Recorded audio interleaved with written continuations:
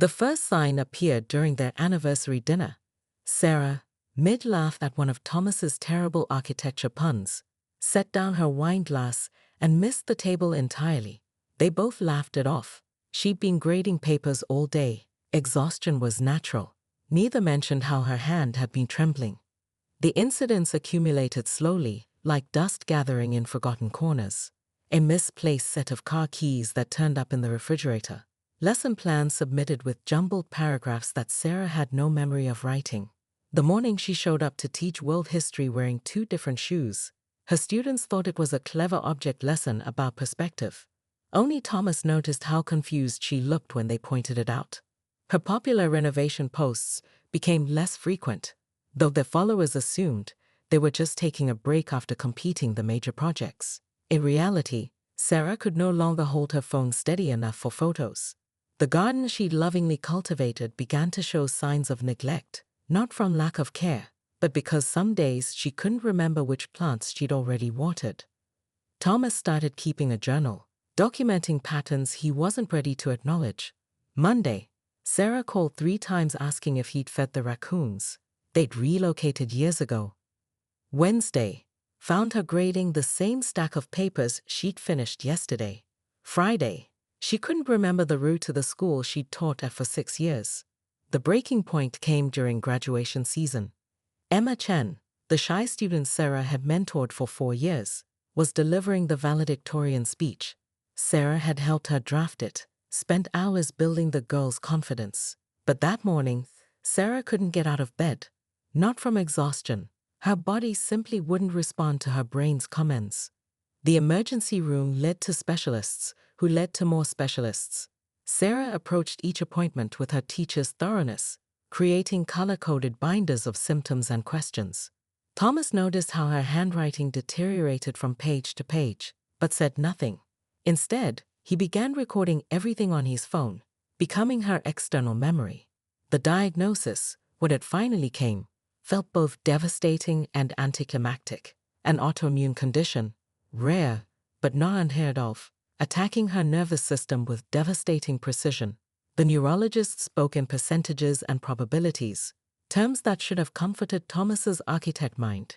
Instead, he found himself focusing on Sarah's hands, still beautiful but now constantly in motion, a tremor that would never fully cease.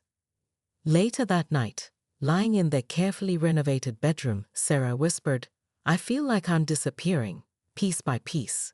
Thomas pulled her closer, remembering how they'd stripped away layers of old wallpaper to reveal the strong bones of their house beneath. "You're not disappearing," he promised. "We're just finding out what we're made of." Neither of them slept much that night, but they held on to each other, listening to the familiar creaks of their home settling around them, each lost in thoughts of the journey ahead. Thomas had always believed that with enough research and planning, any problem could be solved. He approached Sarah's diagnosis like one of his architectural projects, researching treatments, creating schedules, designing systems. But medicine, he quickly learned, didn't follow the neat lines of a blueprint.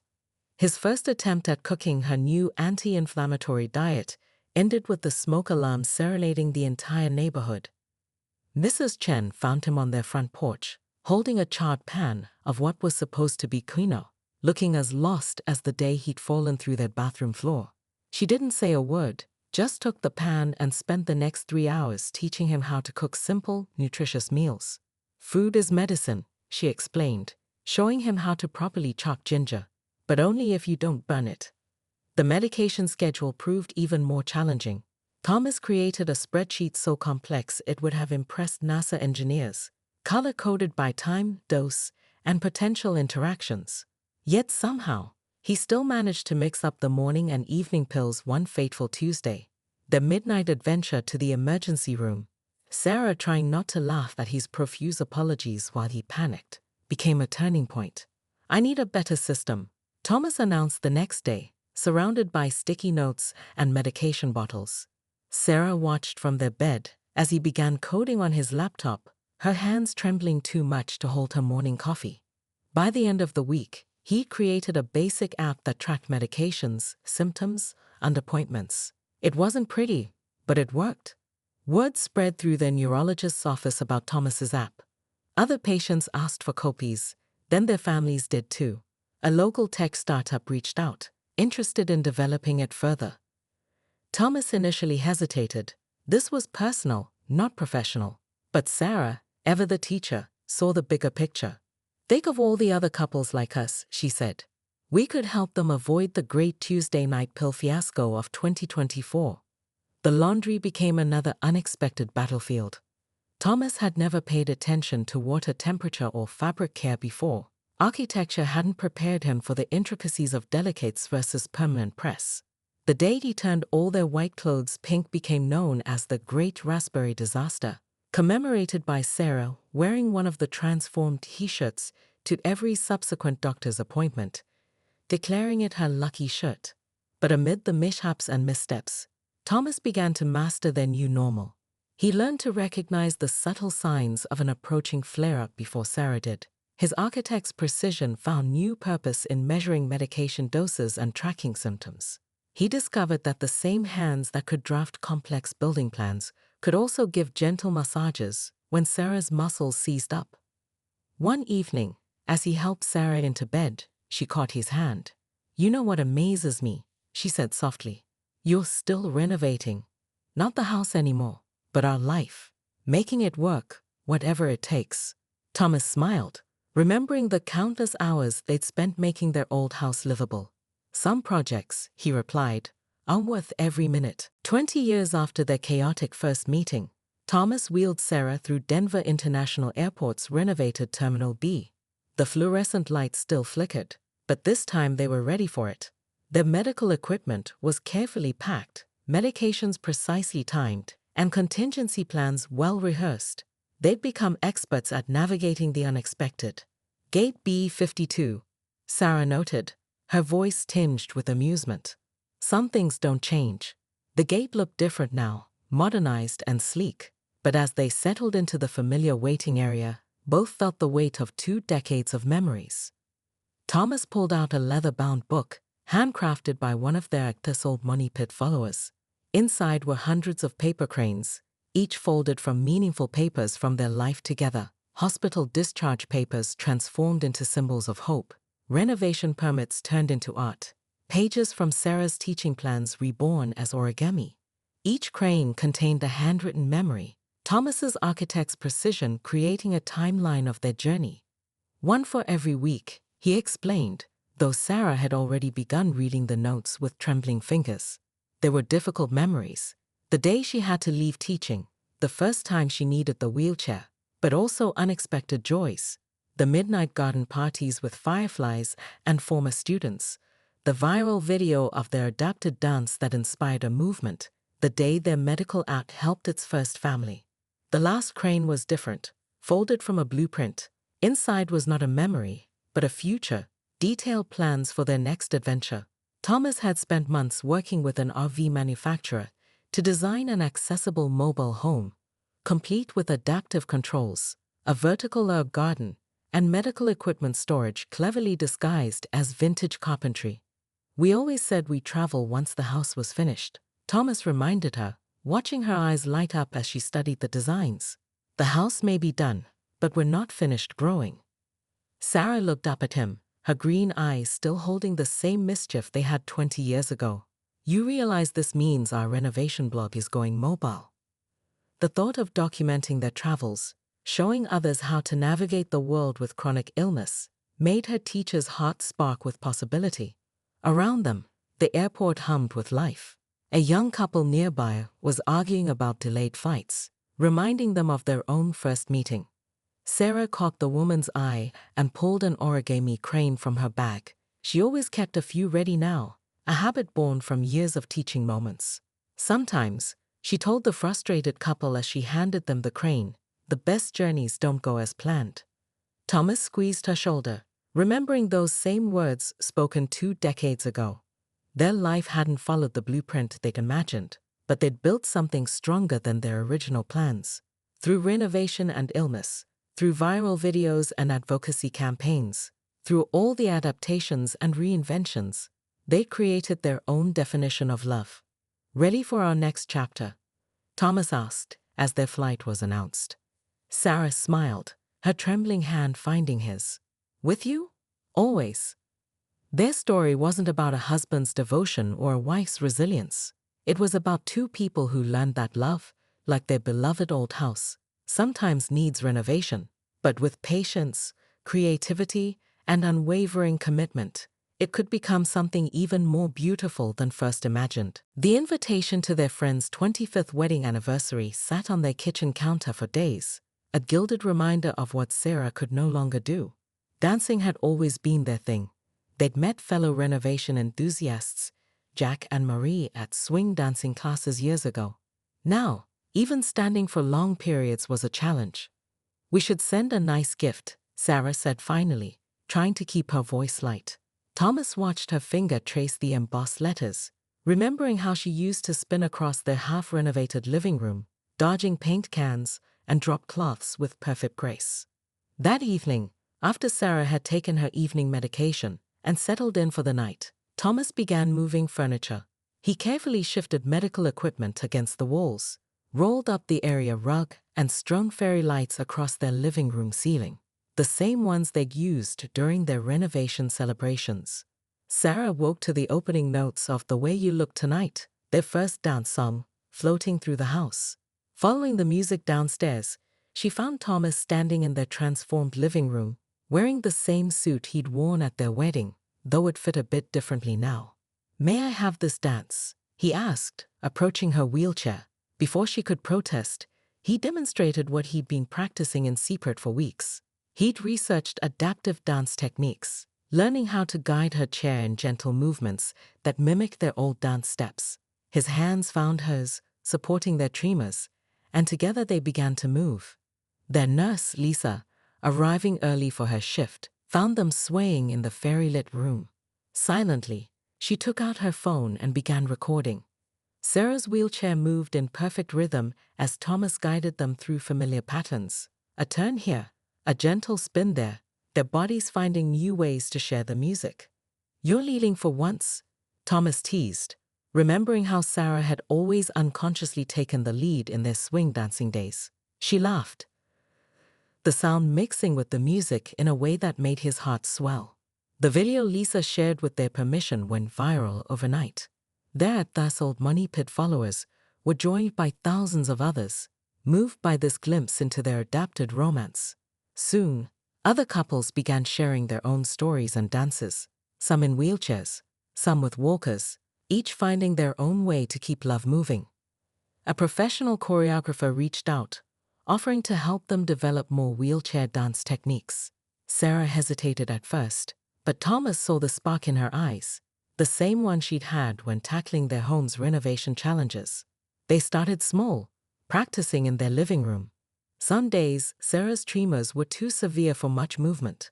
On others, they discovered entirely new ways to dance, patterns unique to them, born from necessity and creativity. Thomas learned to read her body's rhythms, knowing when to guide the chair in sweeping turns, and when to simply hold her hands and sway. "It's not the same," Sarah admitted one evening after a particularly good practice session. Thomas knelt beside her chair, taking her trembling hands in his.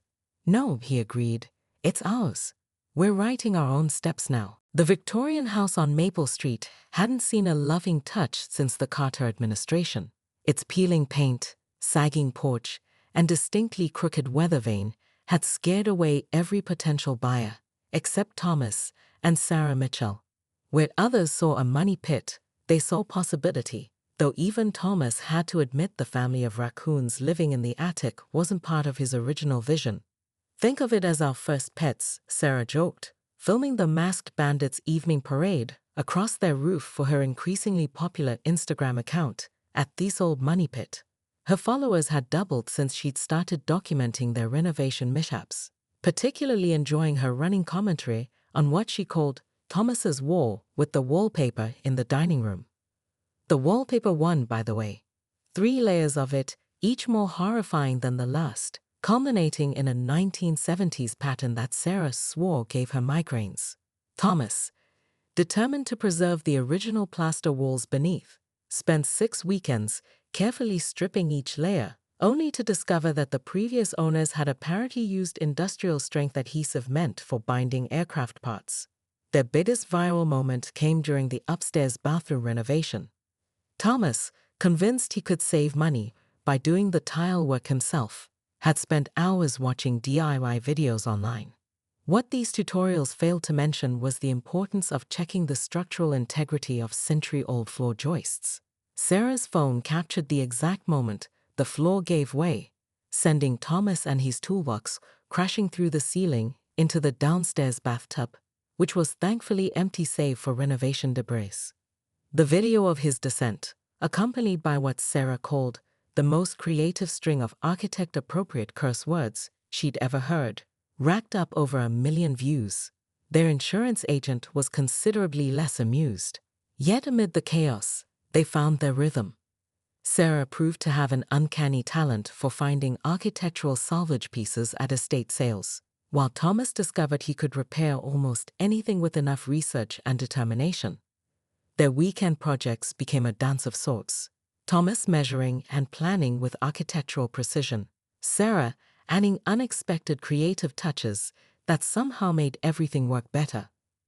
The garden became Sarah's domain after she successfully negotiated with the raccoons to relocate, involving a complex system of humane traps and a trail of organic dog treats leading to the park down the street.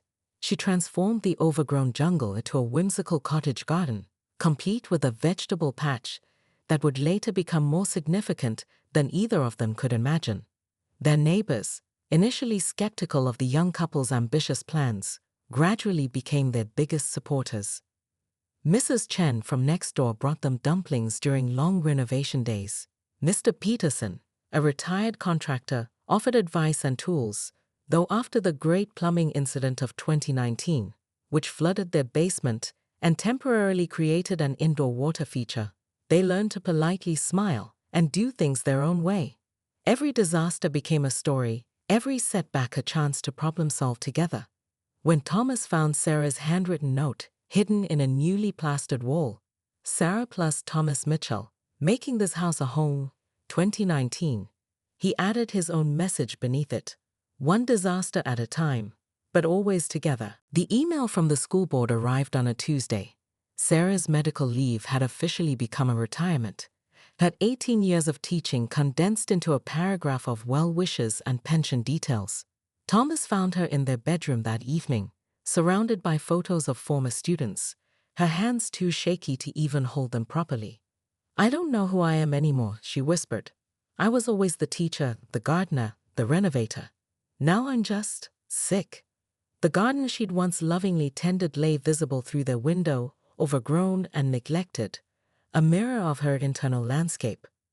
Thomas spent that night researching, not medical studies this time, but adaptive gardening techniques. He sketched designs until dawn, his architect's mind transforming their backyard into something new. The next morning, he cashed in his vacation days and made some calls. Mr. Peterson, their retired contractor neighbor, arrived first, followed by a steady stream of local craftspeople, many of them parents of Sarah's former students. They worked in shifts, transforming the garden while Sarah slept. Raised beds rose at wheelchair height, with wide paths between them. A water system was installed that could be controlled from Sarah's phone. Trellises emerged, designed to let plants grow downward instead of up. The costs mounted quickly. Thomas sold his beloved vintage car without hesitation. Some things he knew were worth more than money. When their renovation account was drained, the community stepped in. Students held a fundraiser, local businesses donated supplies, and their at thus old money pit followers sent encouragement and gardening tips from around the world.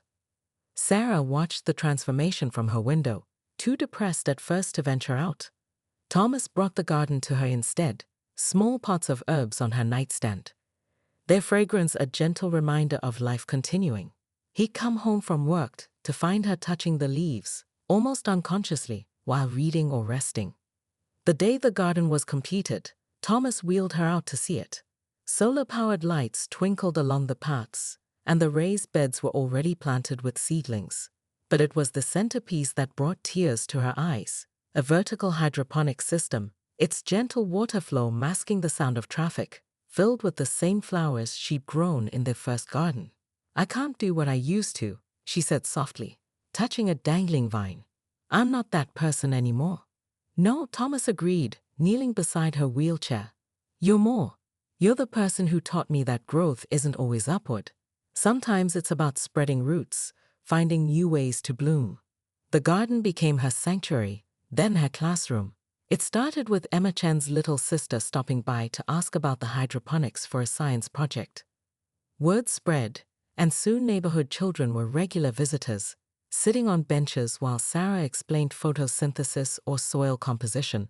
She couldn't stand for long demonstrations anymore, but seated in her garden, she was every inch the teacher she'd always been. One afternoon, Thomas came home to find her asleep in her wheelchair, a small smile on her face, surrounded by science fair projects and hand-drawn thank you cards. The garden had given her back more than plants. It had restored her sense of purpose, proving that sometimes the deepest healing happens in unexpected places. The fluorescent lights of Denver International Airport flickered ominously as passengers from Flight 2467 huddled near Gate B52. Their previous complaints about the mechanical delay now silenced by the worsening snowstorm outside.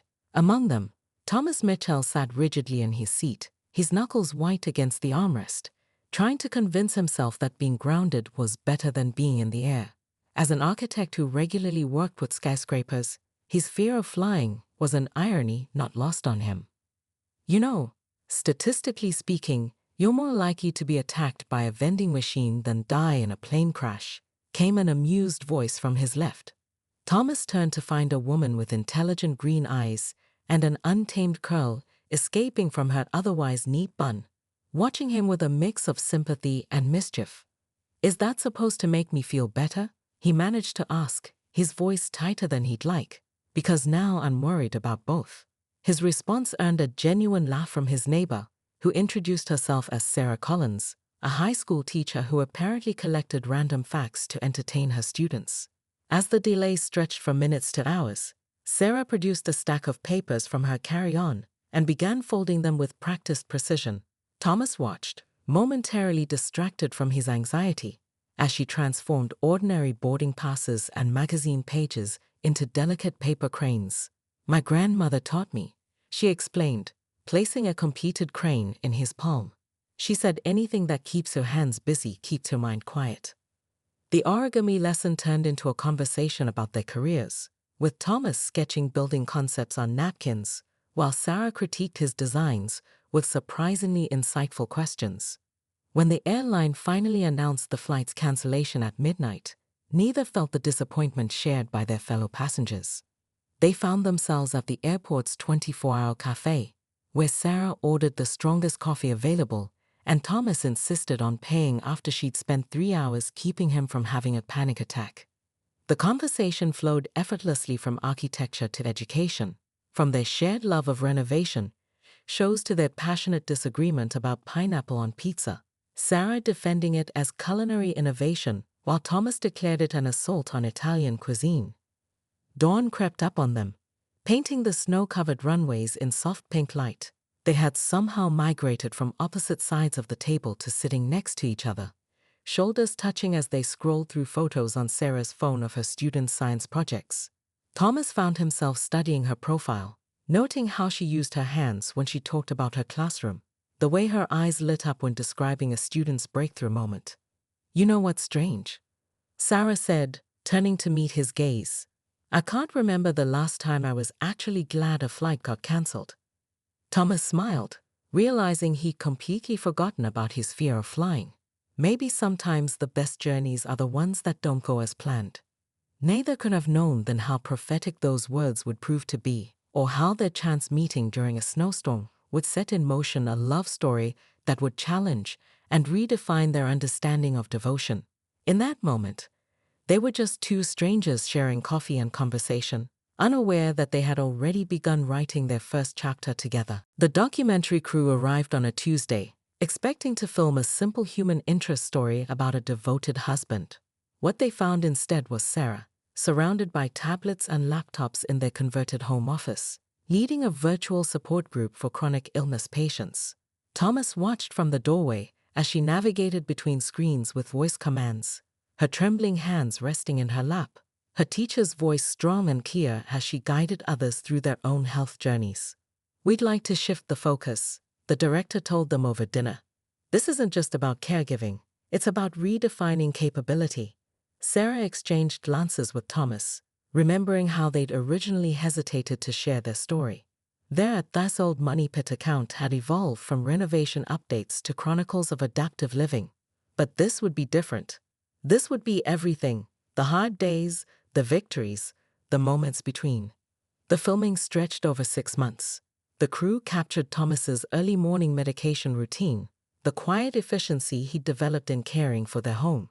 They filmed Sarah's garden sessions with neighborhood children, showing how she'd adapted her teaching methods. But they also caught the raw moments. Sarah's frustrated tears on days when her body wouldn't cooperate, Thomas's exhaustion as he balanced work and caregiving. What emerged was more than their story. Other couples began reaching out, sharing similar experiences. Sarah's virtual support group grew, expanding from their living room to a national network. Her former students, now scattered across the country, helped build a website that became a resource hub for patients and caregivers alike. The moment that changed everything wasn't planned. During a filmed interview about healthcare accessibility, Sarah's medication delivery was delayed by insurance red tape. Instead of editing around her visible distress, she asked them to keep rolling as she navigated the Byzantine system of appeals and authorizations. The resulting footage, showing the real-time impact of healthcare bureaucracy, caught the attention of policymakers. Suddenly, Sarah found herself testifying remotely to state legislative committees. Her teacher's gift for clear explanation now focused on healthcare reform. Their renovation blog transformed into a platform for advocacy, with Thomas adding his voice to discussions about caregiver support and workplace flexibility. "I never wanted to be the face of anything," Sarah confided to Thomas late one night after a particularly draining video conference. "I just wanted to teach, to garden, to dance with you." Thomas adjusted her blanket, remembering the young woman who taught him origami in an airport. "You are teaching," he said softly. "You're showing people how to rebuild their lives, just like we rebuilt our house. Sometimes the most important lessons aren't planned." The documentary aired a year after that first Tuesday, winning awards not for its portrayal of sacrifice, but for its celebration of adaptation and resilience.